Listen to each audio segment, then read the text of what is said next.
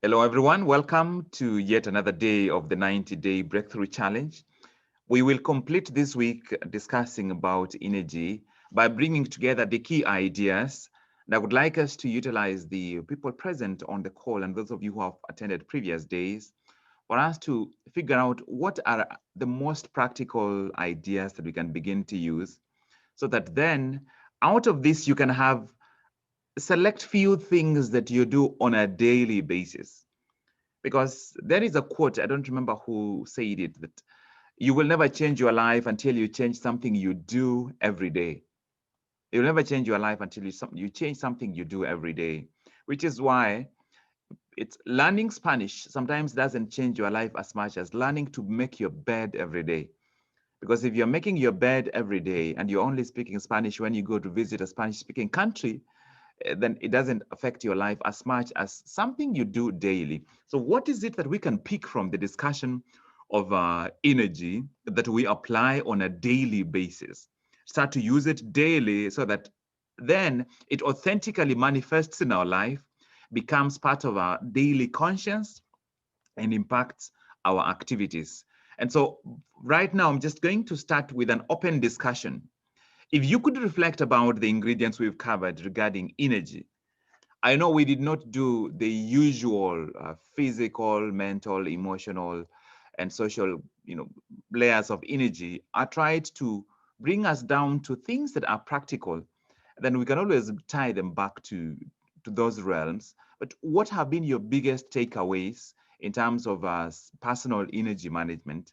Just let's see what ideas we already have so that we make these ideas part of our shared mind, and then we can begin to structure whatever we have to make it practical. So I would like you to share whether it is ideas I've presented or ideas you picked from other people or ideas that you are practicing. And I always insist, share with me, teach me only what you are doing.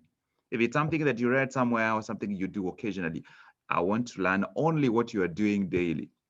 If not, it's okay. I will make my mistakes and I will learn, and as long as I learn and start doing it daily, which is why I have tried as much as I can to avoid doing any theoretical lectures, to share with you what I am doing. Or even if I've not been doing it before, I have been doing it for several days or several weeks, then I feel comfortable sharing it, knowing that I am seeing it impacting my life, and hopefully it will also impact your life. So, starting with James, from this week on energy, if you could reflect, what have been your key takeaways? And I know that some of you will contribute, and then after you've contributed, another idea will come up. If it does, please raise your hand and we will come back to you. Let's start with James. What have been your key takeaways from this week on discussion of energy? Even if you have, however many you have, just share them so that we put them down. In fact, I should find a place to write. So, James, please take it over. Wow. Okay. Thank you. The key ideas I have on, I think, first of all, before I begin, it's fair to say that I think everything I have on the area of the ideas to conserve and preserve energy, I got from here. So yes, the biggest idea, the biggest takeaway I got from here was the point on transitioning deliberately, moving from one task to another with intention, not allowing emotions to be dragged from one task to the other. It comes. I got that one from a point of having struggled with with delivering delivering and working after a certain period in the morning. When I wake up, I am okay, I am charged, I am working to my at the best level. But as soon as the day starts to go, my productivity just nosedives. So I think that it was such a key point on making deliberate transitions, igniting and reigniting every time you're moving from one place to another, allowing yourself to be there to focus on that and to do just that. So that's what I have to share for now. Great. Thank you. Thank you, James. Transitioning is such a big idea. I want to ask, in which ways have you thought of applying it? What's Can you give me an example? Let's say you, for example, yesterday afternoon, some of the ways in which you're applying the idea of transitioning between various segments of your day or afternoon.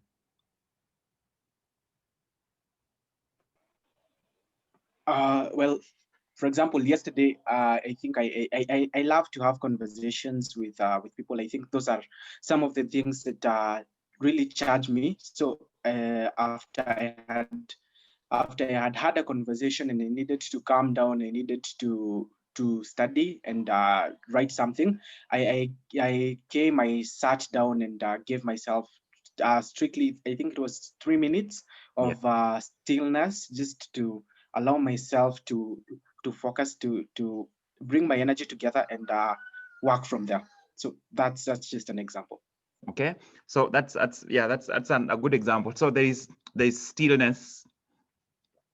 stillness, like giving yourself a minute of stillness. If you are able to give 2 minutes, if you are able to do 3 minutes, 3 minutes can feel like 20 minutes or 30 minutes to be still for 3 minutes, especially when you are starting out. But if you can do it, why not? So stillness, like transitioning, becomes practical if you have specific things you do and you train yourself to do them the same way. Initially, you have to do them the same way. You have to face and overcome the boredom that comes with doing something new. Because initially, you do it with the excitement of having learned it.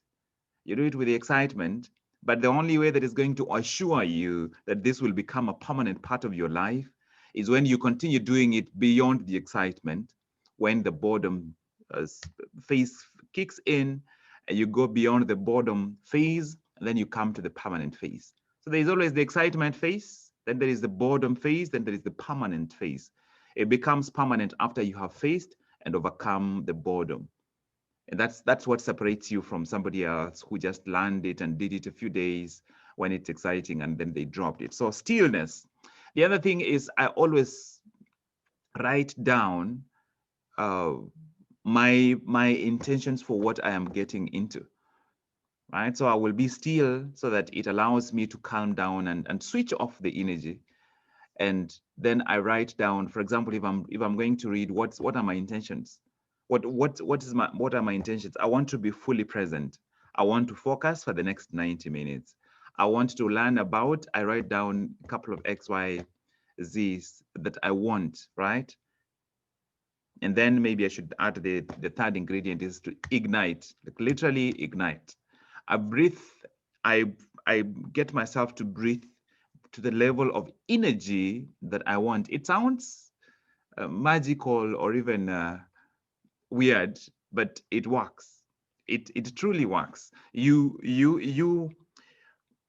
learn very quickly how to figure out where your body is, because if you want to be present, to be focused, and you have, in other words, selected the kind of emotion you want to experience. And focus is an emotion. It requires you to breathe a certain way.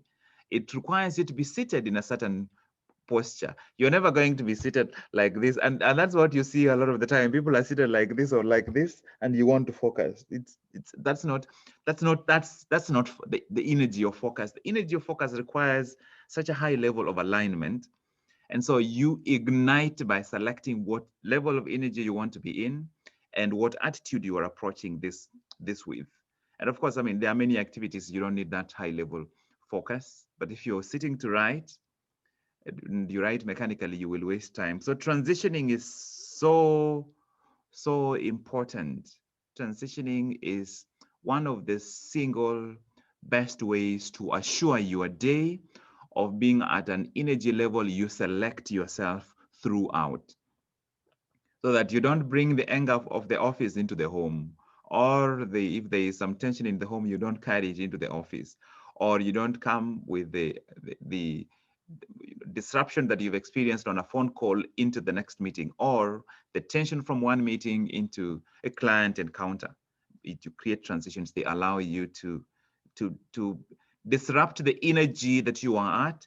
Even if you are at a high energy, you disrupt it so that it becomes a habit for you to reset and decide what level of energy you bring into the important activities that you are involved in. So thank you, James, for stimulating that discussion.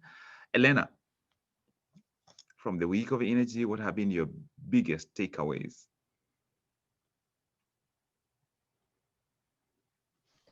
Hi, Job. My biggest takeaway this week is limited limiting my tasks to less than 5 per day so that I'm able to focus on execution. To be more intentional about meditation. I've been doing that over a month's time, and I've seen the effect that it does on my day. It keeps me more centered and able to focus on whatever I am doing. My mind doesn't wander as daydreaming in the past as it used to. Yeah.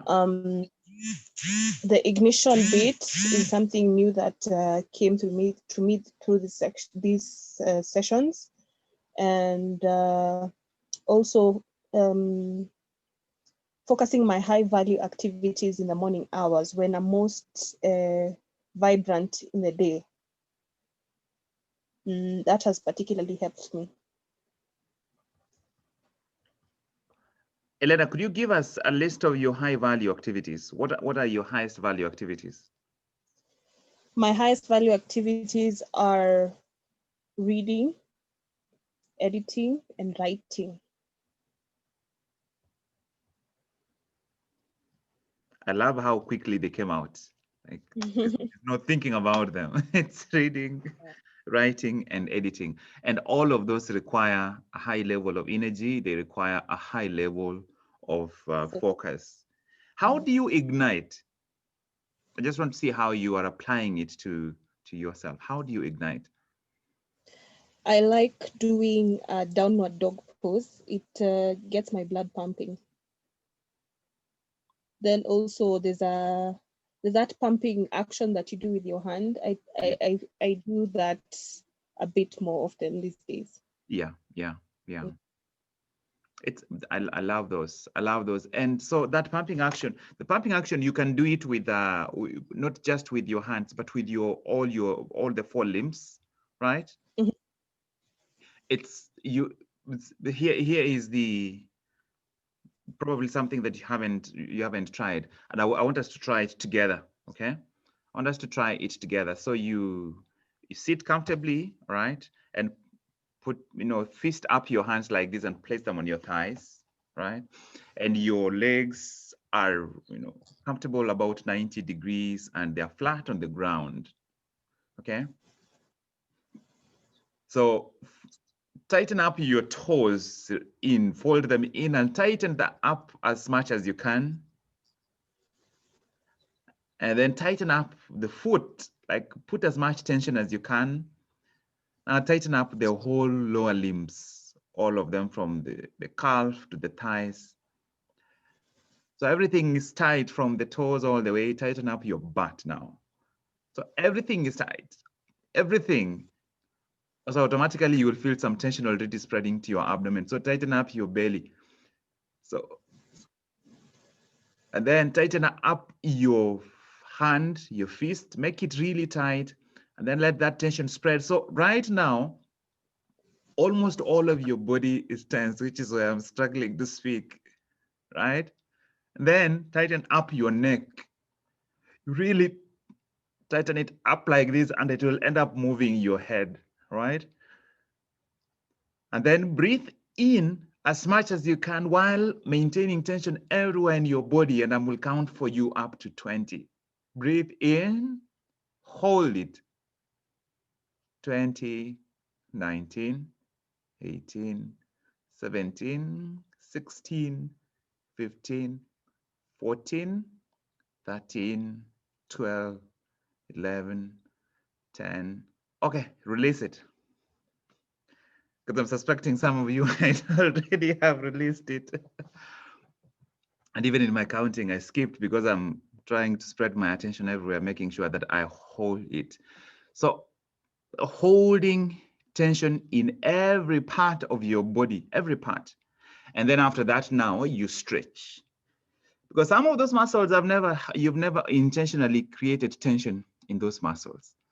Because every time we have tension, emotional tension, mental tension, it translates somehow to physical tension, such that when you're trying to focus, to pay attention, to be present, when you feel tired, sometimes you are not actually tired. You just have so much unresolved tension in your body.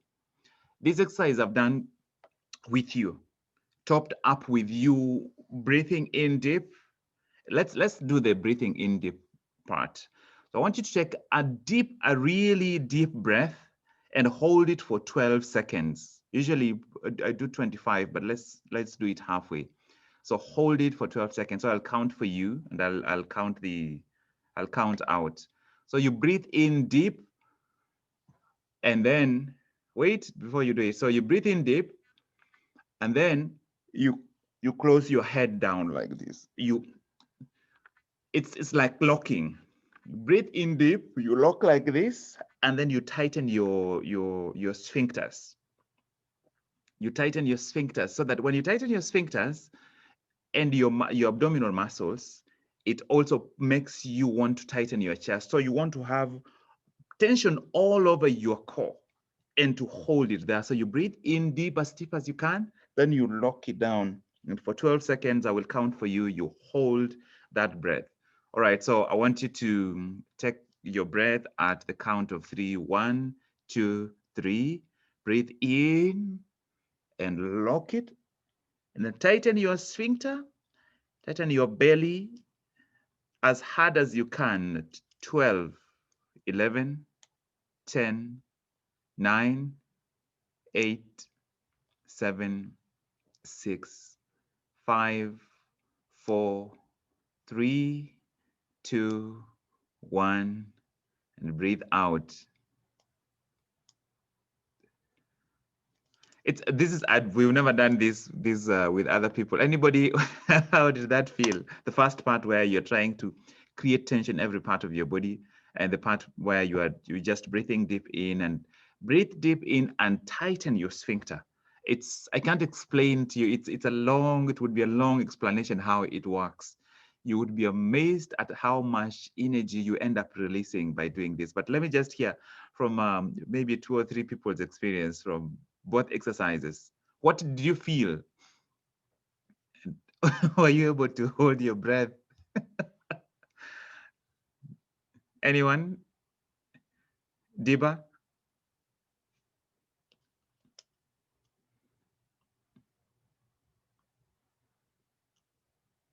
Diba, you nearby?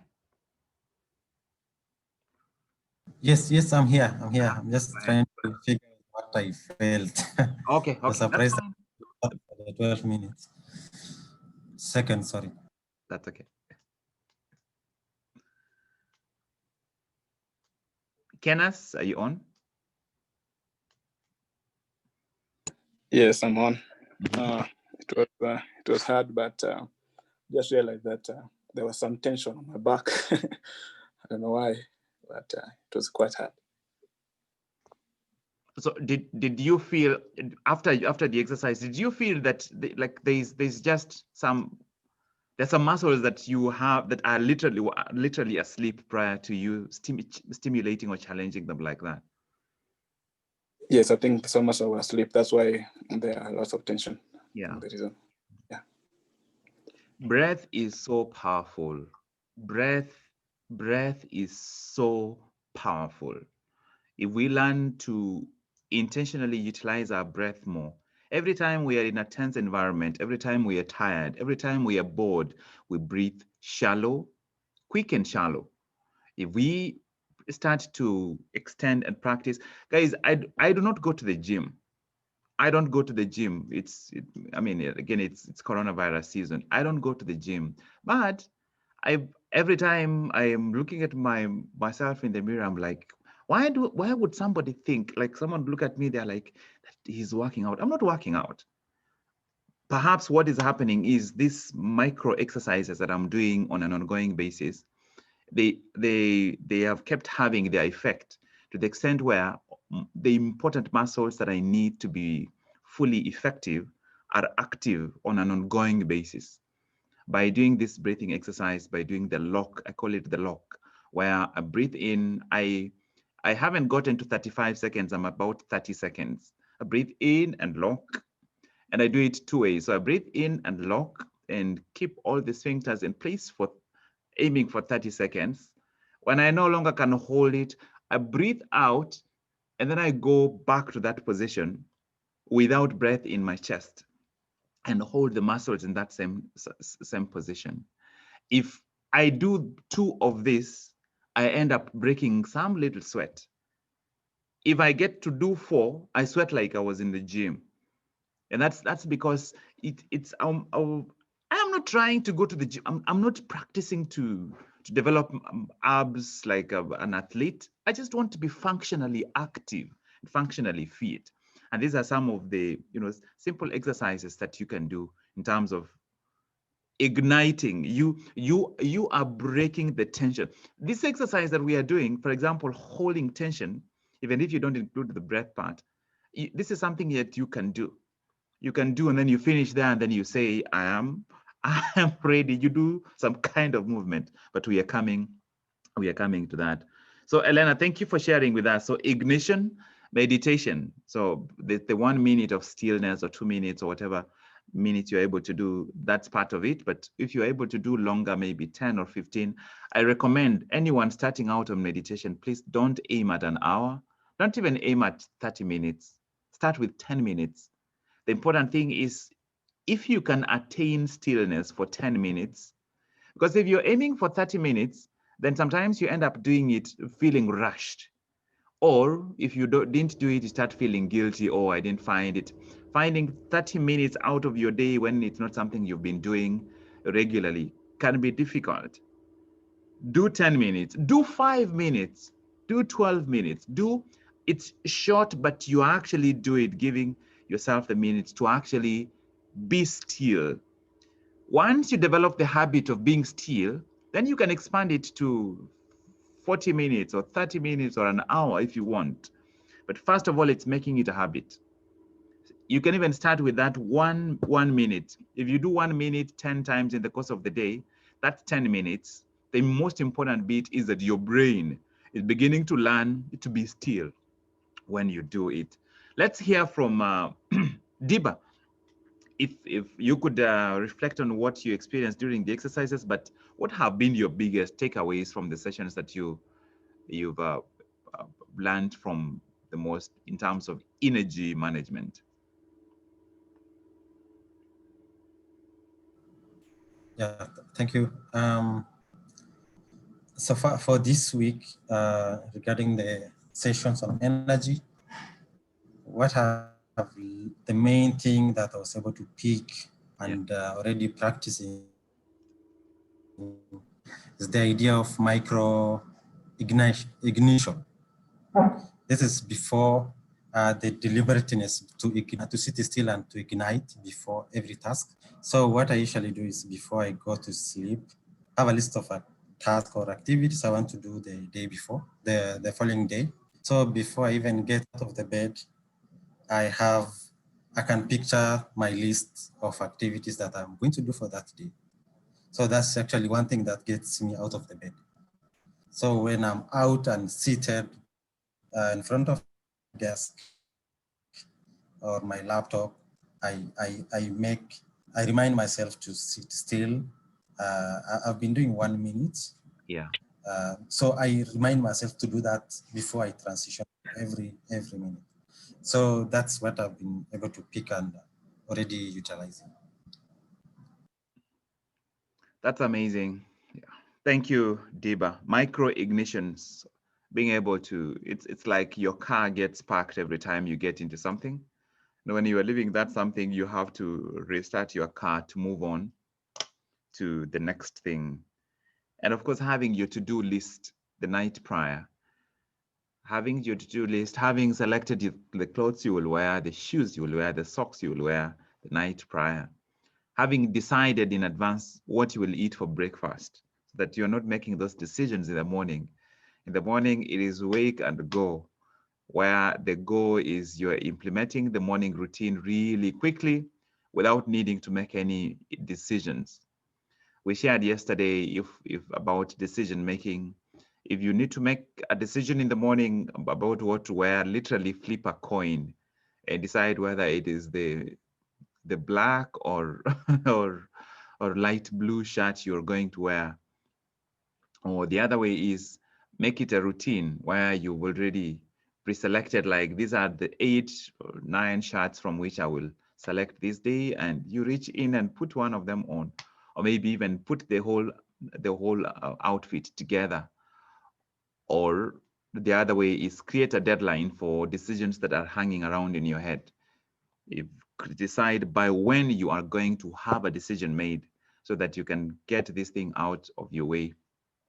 So 3 ways: simple things, flip a coin, or create a routine so that then you're no longer making decisions. Do I go shower first, or do I have breakfast first, or do I dress up first? You already have a routine or have a deadline by which you will make decisions that sometimes linger in our head. So for example, if you are wondering whether you need to move to a different apartment or pay for some course, you decide you have a deadline by a certain date so that you can get it out of your mind.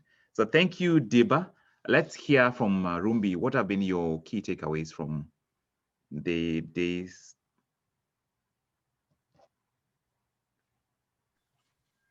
Thank you, Doctor.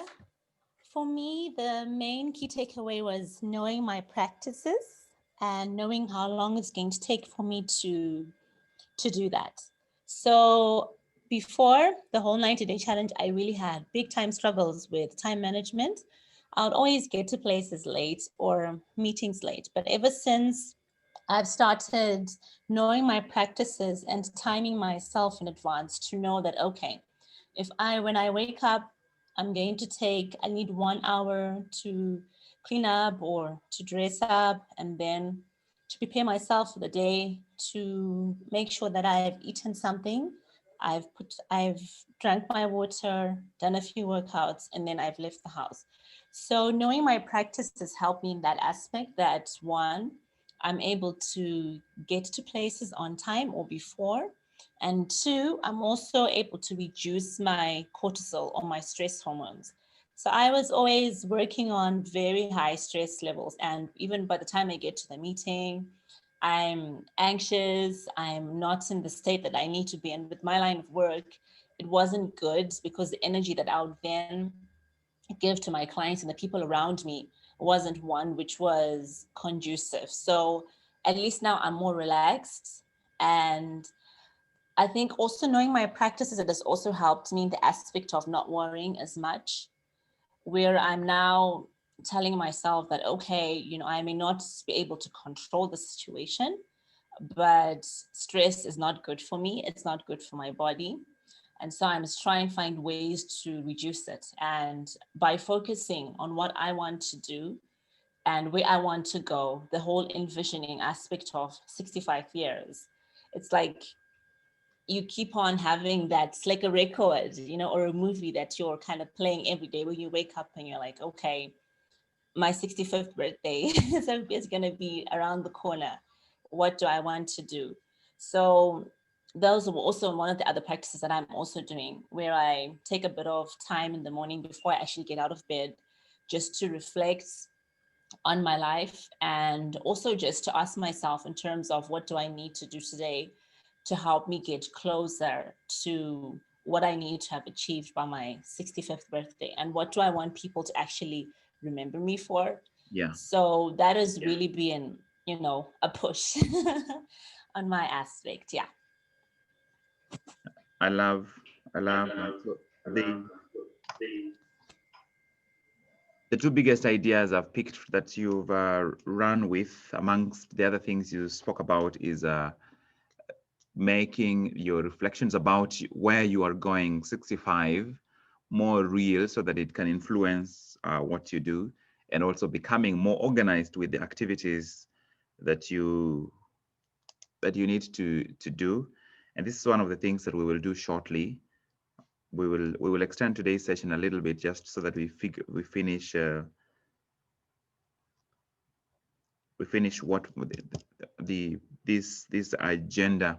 So we've heard from James, Deba, Elena, and Rumbi. Kenneth, what have you picked so far for the time you've been on the challenge? Thank you once again. I've picked a number of things, and to start by, I've realized that my focus was very poor because I was all over. Like I was thinking about what I did not do, what I should have done, and what I need to do. So I was all over. So it was a mess for me. And when I learned that when I pick one thing and concentrate on it, it gives me better energy. And since today is actually my second day of doing this, and I managed to come up with a plan and thing to do. And like today, I don't know, it has been how many years since I woke up and started to walk for exercising in the morning. And I also realized that there were a lot of tension, there were a lot of stress in it. And when I went through the meditating thing, like breathing deep and releasing, I realized that that gives me a lot of easiness. Yeah. So far, this is what I've learned so far. Wow. It's a delight to have you on the call, Kenneth, and I'm hoping that the remaining days when we continue doing this, that you will pick a lot more as we go along. And so now, I want us to sort of put together a number of the pieces that we have done before. And the first piece I want us to start off with is vision, your personal vision. Because of the time that we are remaining with, we wouldn't be able to share those vision, some of these pieces right now. But because this weekend, I'm hoping that most of you have your personal meeting today. I'm hoping that you will be able to spend time to complete this work so that you begin to have together a document that we can continue refining, but that this is going to be the base document that will require not too many adjustments when you cross into the new year. And that way you will implement it with the intention of making it a part of your life, a living part of your life that does not change from day to day too much. Vision. Do you have your vision written down? Remember, I had I've shared with you on a regular basis what my vision is. My vision is I live a meaningful life by doing my best to learn from all experiences, to grow intentionally, and to enrich every life I touch. I hope that in some way, that just by the experience, by your interaction with me, that you see elements of what my vision is. Excuse me. You see elements of what my vision is come alive during our interaction, because that is the aim for all of us, that the people you live with, the people you work with, they begin to see what your vision is. And remember, as you think about your vision, think about life, L-I-F-E, legacy, impact, freedom, and energy.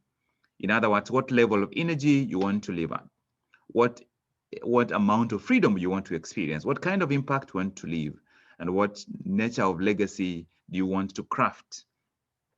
So right today, sit down and review the work we had done on your vision. And Kenneth, start somewhere, just write a vision. You will keep refining it and it will become better and clearer. Write a vision. Focus on having it short. It shouldn't be a paragraph. It should literally be one line that has several phrases, but it's one line, something that you can easily say. I live a meaningful life by doing my best to learn from all experiences, grow intentionally, and enrich every life I touch. That's my vision. And my personal mission statement is drawn from my vision. I live a meaningful life. My life is meaningful because, so my mission statement uses the vision to outline my life is meaningful because I do my best by, how do I do my best? I learn from all experiences by, I grow intentionally by, I enrich every life by, such that I did not have to struggle to write my mission, like my everyday. How do I, for example, how do I grow intentionally? I grow intentionally by implementing my top 5. My top 5 are: I read every day, I think every day, I write every day, I reflect every day, I ask myself questions and develop new content every day. That's how I learn every day. How do I, that's how I grow intentionally. How do I learn from every experience? I reflect about my experiences. I write out the stories of the significant experiences. I, I recap important experiences with the people that are involved, where I give feedback to the teachers who have taught me and I learned something, to patients from whom I learned something important that wasn't even related to medicine, to my colleagues. It's so your mission statement starts driving you, but it all starts with having a clear vision. I have my vision of myself at 65 is tied closely to the current vision I'm living on. At 65, I will have clients fly in from various countries when I'm celebrating my birthday, my 65th birthday. Clients will fly in from other countries that I worked with, people from Brazil or maybe the UK or South Africa or Dubai or Botswana. Rumbi will come from Botswana. People will come in from other countries because my impact will not be just in Nairobi or Kenya or East Africa. It's my vision of myself at 65 is tied directly to my vision right now. So the first step is write your vision, your vision right now, the vision that drives you today. Number 2, your core values. And today I want to suggest that you narrow your core values down to 3. I know we had started with, most people had maybe 4 or 5 or 6, right? I want you to narrow down your core values to 3. And I want to add this piece today. You need to have a physical action. You need to have a physical action associated with each of those core values. And there's a reason for that. By a physical action is a gesture that you perform which anchors that core value into your body. So for example, for me being intentional is when I hold my hand like this, when I'm thinking about my core values and I hold my hand like this, I am intentional. It's because right now that's one of the 3 that I'm working with. I am intentional. I am intentional. The other core value that I'm working with is rigorous, right? I am rigorous. I am rigorous. If I'm reading something, I am rigorous. I am intentional and I'm rigorous.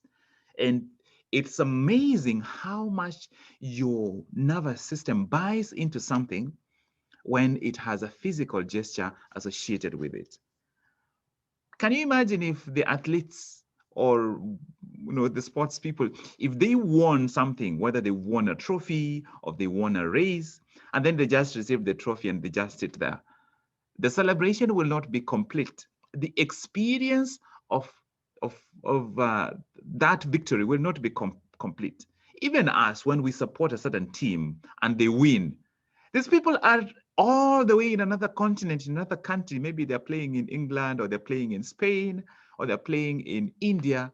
But when they score, whatever game they're scoring and whatever that score means, we are like, hey, we shout. Why do we shout? Why do we do what we do? It's because we make real the experience of the celebration when we involve our physical body, so that we give as much signal to our nervous system, so that then we fully experience, we immerse ourselves in that moment. That's why you would see, I mean, the whole stadium goes berserk. We are going berserk about something that is we are not part of, but because we involve our physiology, it becomes part of our experience. I am intentional. I am intentional. You have no idea how this is part of my ignition. I would be seated in a room with maybe 20, 30 other people, and I'm like, I do this, and I'm like, someone looks at me, they're like, what is he doing? They have no idea that I'm switching on. I am igniting. So get your 3 core values. So narrow them down to 3 for now, and create a physical gesture associated with each of these. Initially, it will be very exciting to do it, but then it will come to the boredom session. If you go beyond the boredom session, you will be in an environment that is very distracted, and one of your core values is focus, and you are like, I am focused. And if that is your gesture, I am focused. I am focused. If you do that 2 or 3 times, you are switched on. The energy that is associated with that gesture is switched on. So 2 things you have to pay attention to. Number 1, you do that gesture with the words of the associated core value. So as many times as you can, when you are in an environment where you can say the word, the core value, and the gesture, you do them so that they become linked.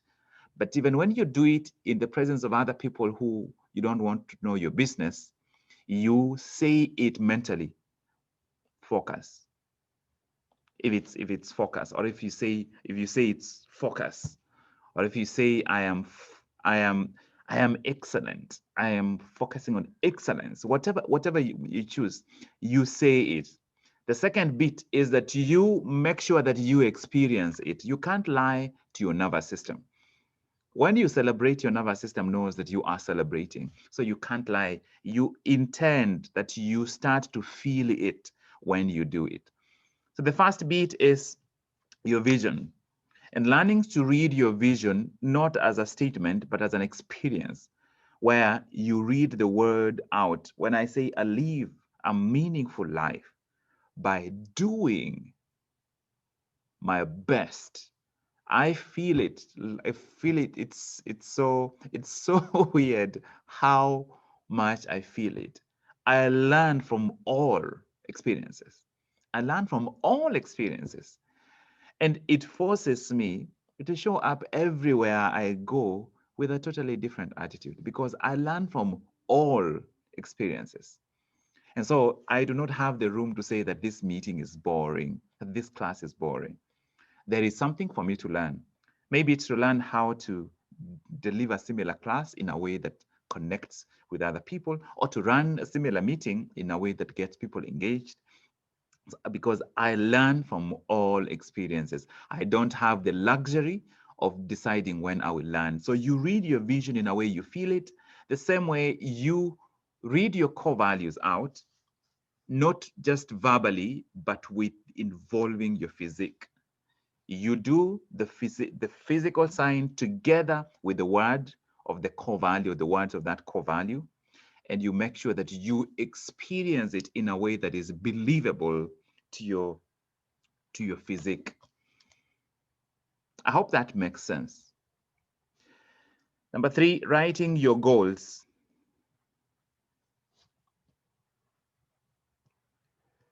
Writing your goals. Let this be an exercise in consistency and curiosity. Writing your goals every day.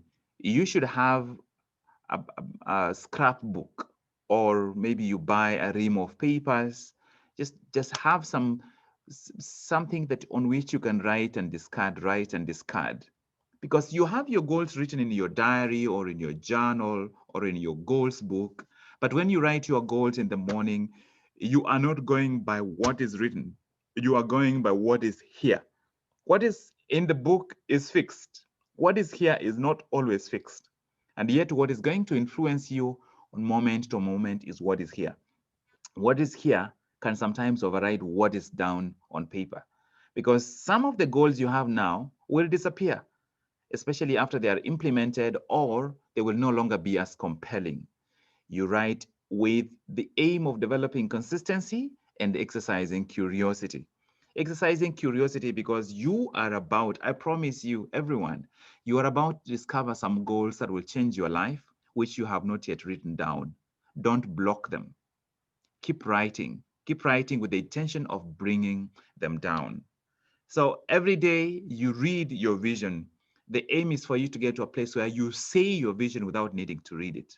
Every day you say out your core values and associate it with the gesture. I am intentional, right?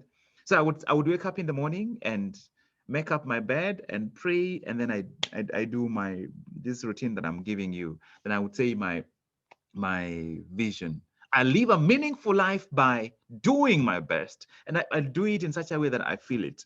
And then I go to the core values. I am intentional. I am intentional. I am rigorous. I am intentional. I am rigorous. I am swift. I am swift. I am swift.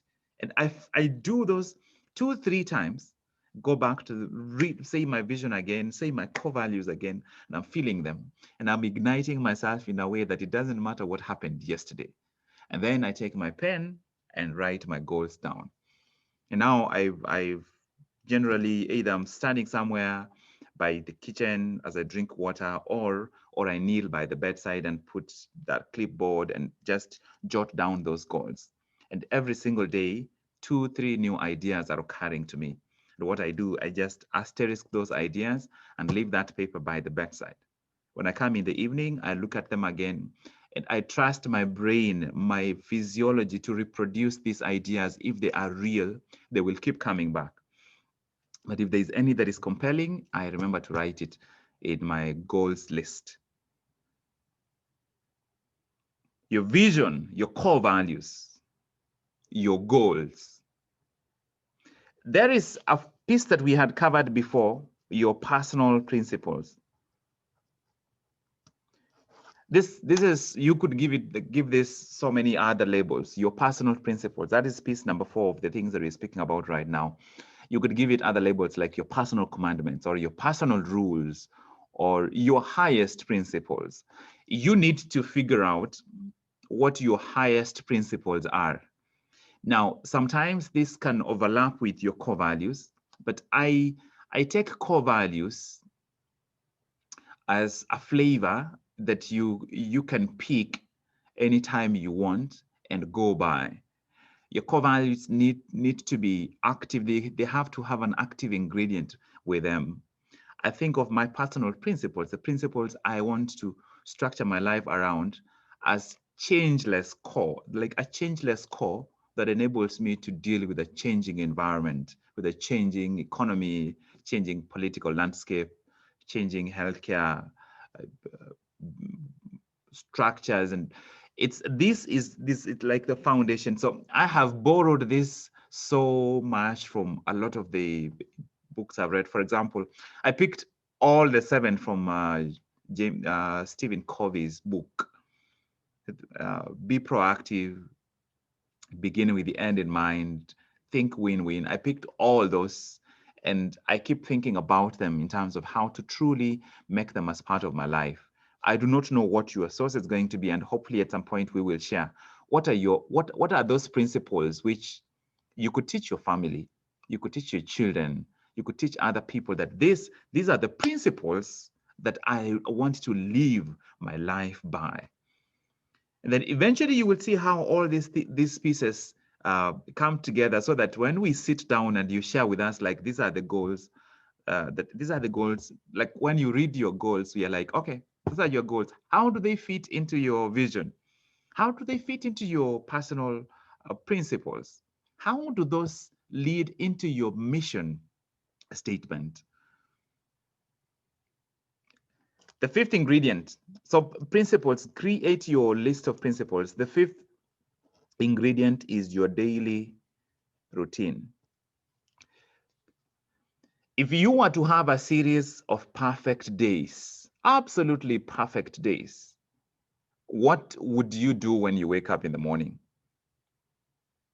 What would you do as you head out to work?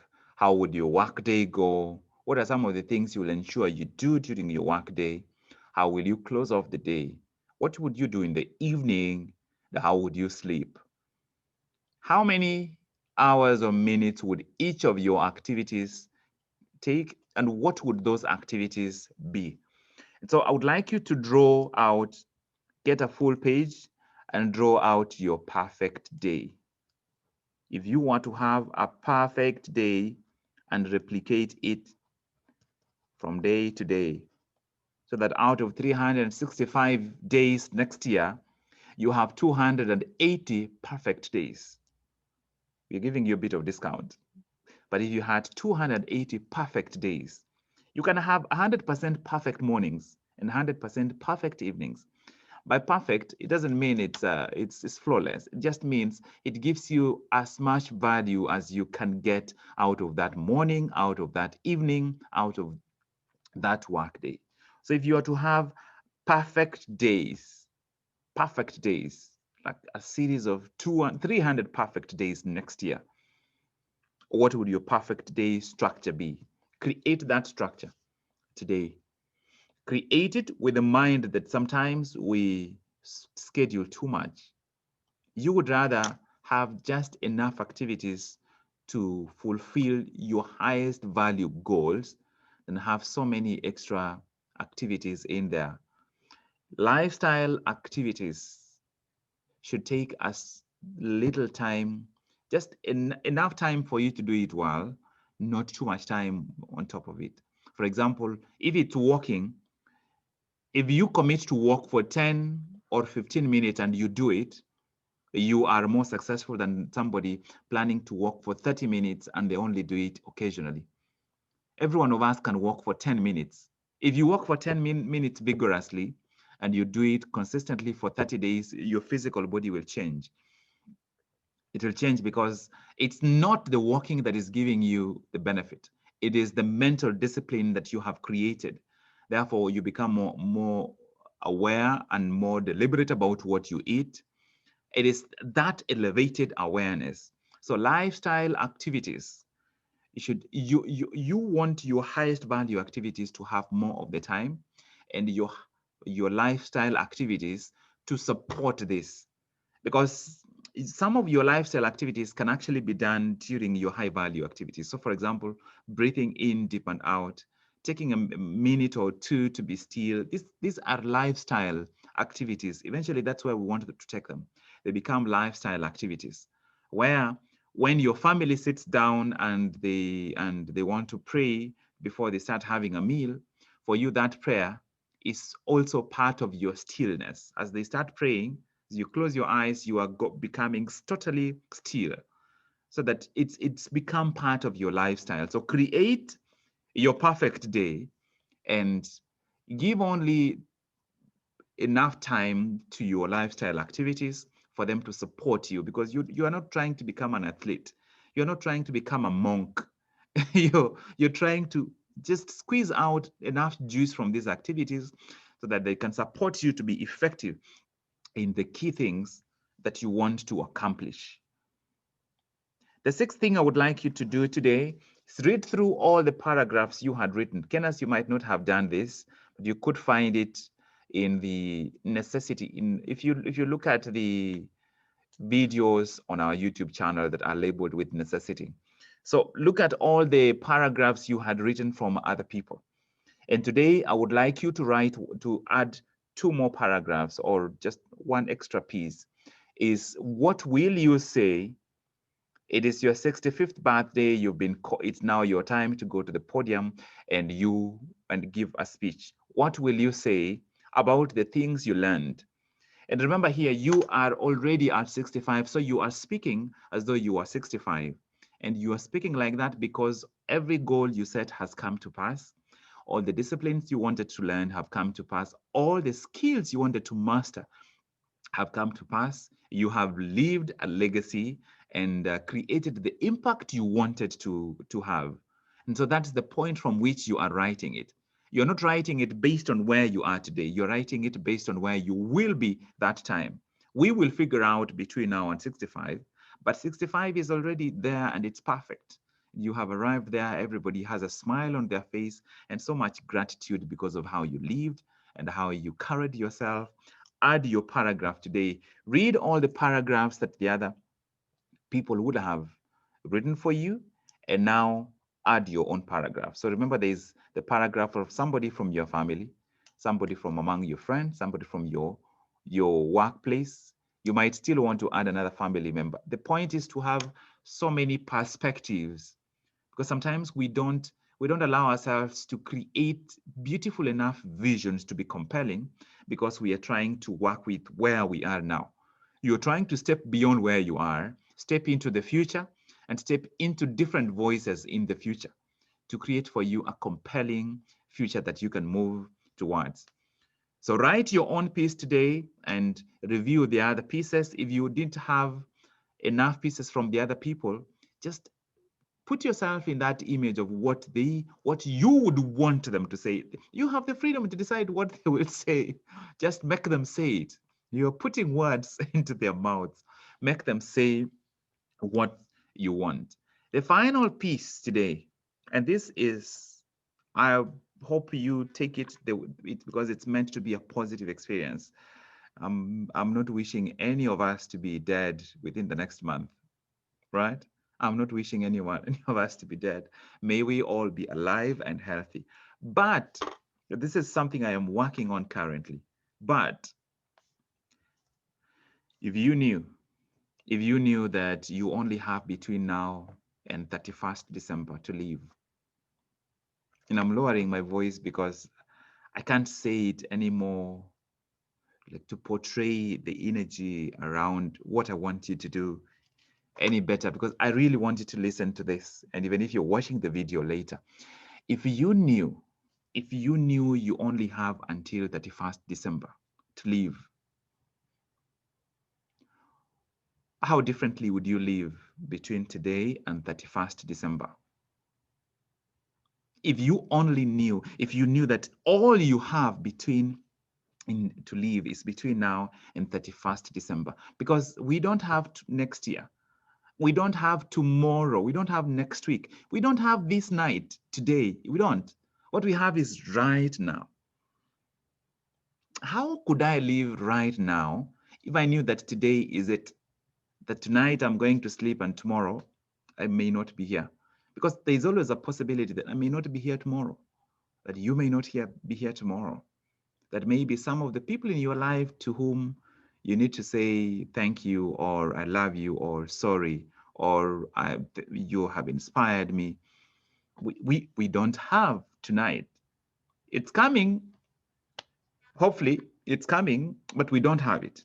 All we have is right now. How can I live right now in a way that prepares me so that even if this right now is all I had, and it's always a challenge for me, I come in and I'm like, how, if I knew that this is the last presentation I would make, how would I make it?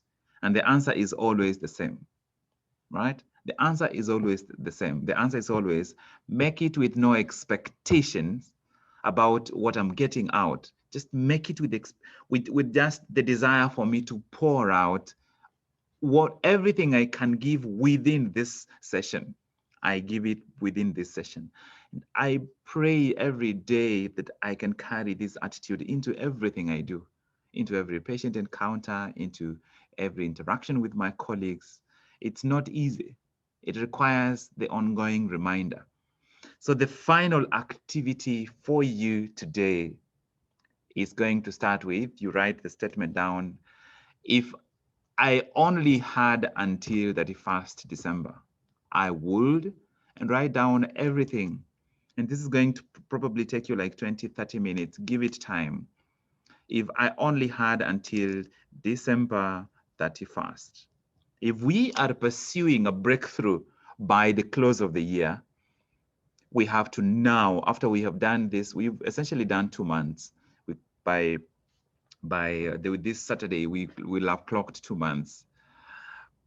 It is time for us now to raise the game to a higher level, to deal with what's in our hands as though this is it. This is it. And how we leave December, how we get ready for 28, and how we ignite into December is going to shape 2021. For some of you, 2021 is going to be the best year of your life. It's going to be the utmost best year, and it's because of the preparation we have done. And now let's take this preparation to the highest possible level, because this is real life. Today is final. 2020 is final, especially the part that we've lived. It is final, it's gone. This last week is final. We are never going to catch up with last week, which is why when people tell me like, oh, I've missed so many sessions, but I'm going to catch up. I'm like, there's no catching up. It's no catching up. There is only sacrificing a few coming hours, maybe some hours tomorrow, sacrificing the future to revisit what has happened yesterday. Because life is always happening. You have to miss something. Either you're missing a wedding or you're missing this. And sometimes the decision is based on, at this point, what do I feel is more valuable? Or you're missing a class. If you are attending one class, you're missing another class. If you are speaking with one friend, you're missing out speaking with another friend. And it has to be driven by what is valuable. We have a month and a week, essentially, 1 month and 1 week, approximately, for us to raise the game. Are you ready to raise your own inner game? Are you ready to raise the game to live the remaining days of this year in a way that you have never lived? To live it as though these were the very, very final days.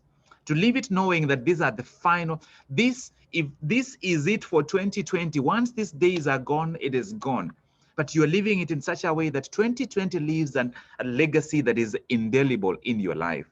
To wake up at a time more consistently early than you've ever done before. To show up with much more energy, to read and write and concentrate and focus more deeply, to listen to people in a way that you've never listened to them, especially your family or your close friends.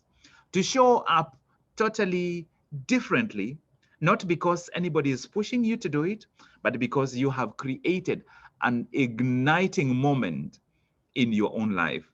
Every story that you read starts with so-and-so was living in such a city and doing this kind of job. Then one day, and there's an inciting moment. One day there's an inciting moment. And this is what we are doing every time we ignite. James woke up, it was 29th of November, 2020, and he was bored. Then suddenly he ignited. We are creating those inciting moments that every story starts with, so that the inciting moments create the change we want, so that breakthrough then becomes possible because we have ignited. Breakthrough becomes possible because we have raised our energy to a level where we just have to break through. We have to break through because we have decided to act differently. We have decided to show up differently. So do this assignment today, all the way from your vision, all these ingredients, to if I only had until 31st December. So this is going to be the concluding part of you beginning to literally think that 31st December, if this is all we have, God will be gracious to us for us to have many more days after December 31st. But for now, we are getting ready to elevate December so that whatever happens 2021, we will already be at a much higher energy level. Be ready to live 2021 in a way that we have never lived any of the other years. And I'm going to end the talk segment. We'll just have a brief reflection and get ready for 2021 by preparing for fast for 28th. So that 28th, we will create an inciting moment that will enable us to live December in a way that no matter what happens in 2021, we will be ready and we'll be okay in 2021. We'll be more than okay, but let's just be modest and say, we will be okay. Now let's just have a quick reflection from everyone on the call and we will close up. I hope you found some value in this session in terms of helping us to tie up some of the segments from the several previous weeks, right? What are your key takeaways from today? Let's start with Elena.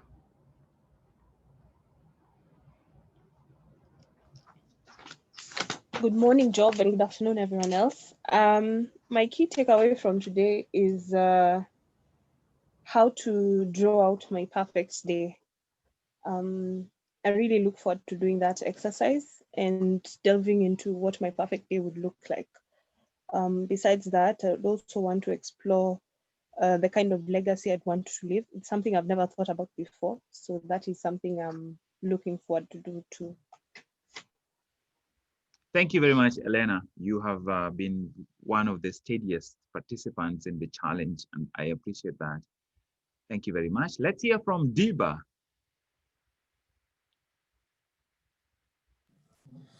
Thank you.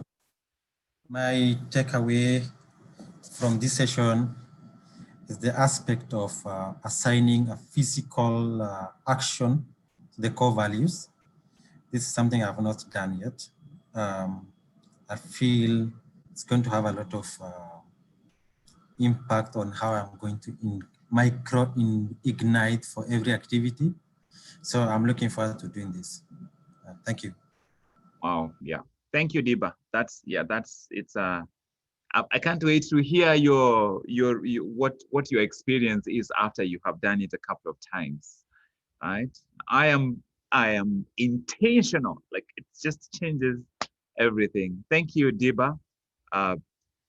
James.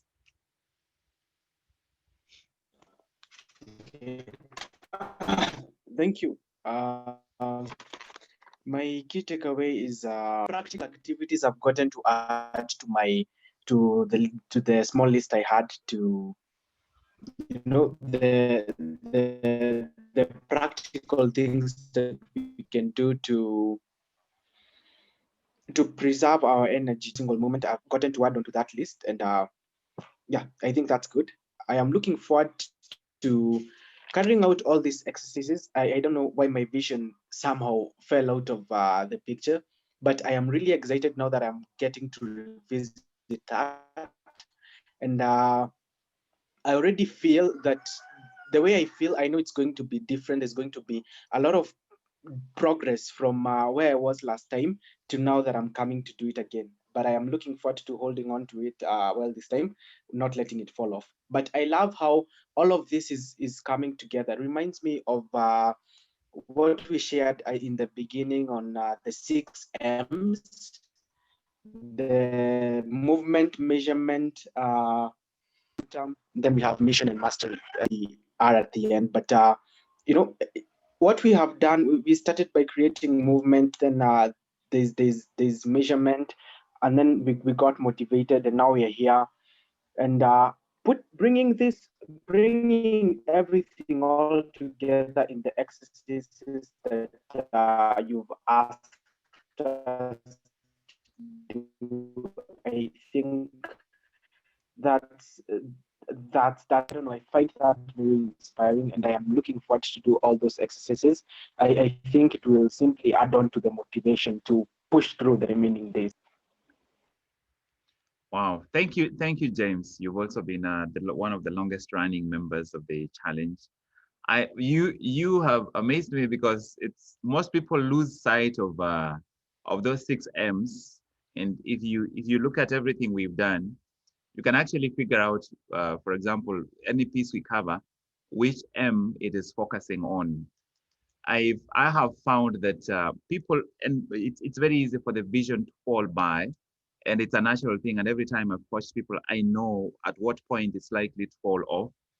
And you realize that we haven't done the mission part, right? It's movement. You move, you measure, then you get motivated, and then you gain momentum, and then you now it becomes your mission before you can develop mastery. I have not arrived at mastery, but I can definitely say that I am mission driven. If I wasn't mission driven, I wouldn't be here seated outside the library at 3:30 in the morning waiting for them to open for me. And I desire that this interaction helps you and helps me, that all of us can move to a higher level the more we keep learning. So thank you, James. Yes, we have covered a lot. We have covered a lot. we've covered, I could comfortably say we have covered at least a third, at least in terms of growing the segments, a third from all the content that I have developed over the years. We've probably covered almost a third, I would say, from the content that I generally used to do coaching. So we have covered a lot in about 2 months, right? So let's hear from Rumbi. Thank you, Doctor. Today was very exciting for me. I think one of my main key takeaways was the last part where you were saying if this was my last day or then 31 December was going to be my last day, what was it going to look like for me? So for me, what I mainly got out of it is that I want to experiment and see in terms of which are the key activities that I need to do, which will give me the most amount of energy for me to be able to achieve my core values. So I want to structure my mission, my vision, and my core values around what will come out of the remaining days and the types of activities that will give me the most energy, one. And then two, I also like the aspect of a perfect day. I never really thought about it in that aspect, but I'm loving the idea that I can actually be able to create. I may not have a 100% perfect day, but I can be able to prime myself to actually have something that will be fulfilling and will give me that energy. And yeah, so I'm loving the perfect day and the 31 December goal. Thank you, Rumbi. Thank you so much. Yes, it's perfect day. When you start thinking of it, language matters. Language matters way more than sometimes we realize. And so just changing it to creating my routine or my to-do list to creating your perfect day by itself, it's resonating your nervous system differently. And we are creating our legacy every day. We would rather than be deliberate so that we create it deliberately, because whether or not we like it, our energy is going to be involved doing something that automatically creates the legacy. We can as well redirect that energy and be intentional about how we are creating the legacy. Let's hear from Kenneth. Thank you once again.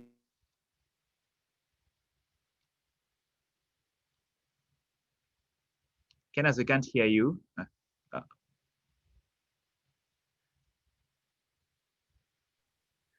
Yeah, I was saying thank you very much for giving me this opportunity once again. I've really learned a lot. It was a wonderful session. So my biggest takeaway is the importance of vision and knowing that if we define it and come up with a clear thing that we want to achieve, and knowing that whatever we do right now really affect how our future is going to be. So I'm taking away that the thing that people will say, maybe when I'm old, it's really determined by what I do right now. So this gives me a clear energy to focus more on now. So this is what I'll say for. Thank you. Thank you, Kenneth.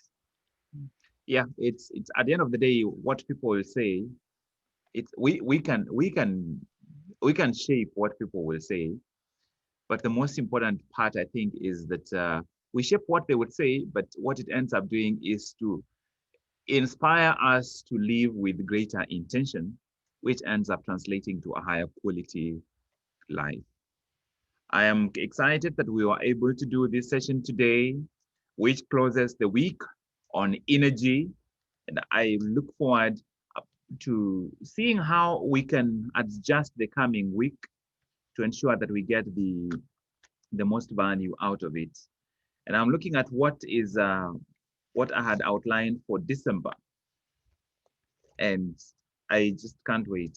I can't wait to experience delivering this, but also implementing this in my own life afresh. Looking at what we covered during the week, we were speaking about clarity. What we have remaining coming up, because the remaining, the rest of this week, the rest of the month is about action. The first week was clarity, second week was necessity. This week we've spoken about energy. Now we are moving to action. So that action gets us ready for November 28th, and action gets us ready for for December under 2021, like no other. This is life changing for me. I hope it is as influential too as to you. That will be it today, and I wish you an amazing Sunday, a great week ahead. Continue living with passion. I look forward to see you again at the next session. My name is Dr. Job Mogire from the House of Mastery, and that will be it for today.